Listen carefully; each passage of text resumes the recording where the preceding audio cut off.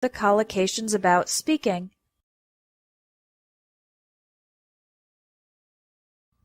Lesson 38. Starting and finishing. Let's get started with a common question. Is there a difference between the verbs start and begin? There's no difference in meaning. I started studying English 3 years ago is the same as I began studying English 3 years ago, but begin is a little more formal than start.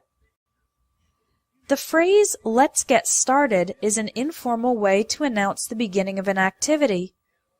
You can also say that something got off to a good start if it began well. Other collocations for a good start include an encouraging start or promising start. These expressions show that there is hope for good results in the future. For example, the soccer team got off to a promising start, winning the first 4 games of the season. If it is not so certain that there will be good results in the future, then you can say a shaky start or unsteady start. The business had a shaky start in the second quarter of 2013, with sales numbers fluctuating daily. If the beginning of something did not meet expectations, you can call it a disappointing start, and if it was really terrible, you can describe it as a disastrous start. Kevin failed every single one of his first exams.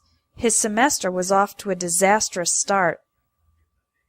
Sometimes things go so badly that you need to get out of the situation and have a completely fresh start or a new beginning.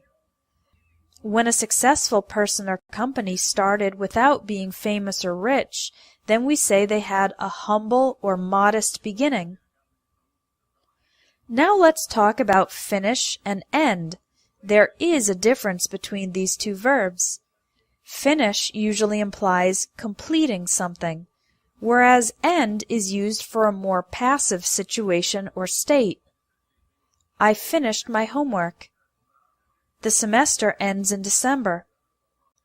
We need to finish the project. We ended our partnership with that company. When you make the final changes to something before it is completed, we say you put the finishing touches on it. Two expressions used to talk about ending something are come to an end or draw to a close. You can also say the beginning of the end to describe something that will probably end soon. The explosion at the factory was the beginning of the end for our company. In other words, the explosion began a process of the company failing and eventually shutting down. When something ends quickly, then it comes to an abrupt or sudden end. On the other hand, when an activity appears that it will continue forever, then we say there's no end in sight. Listen to and repeat the collocations about starting and finishing. Let's get started. Got off to a good start. An encouraging start. A promising start. A shaky start. An unsteady start. A disappointing start. A disastrous start. A fresh start. A new beginning. A humble or modest beginning.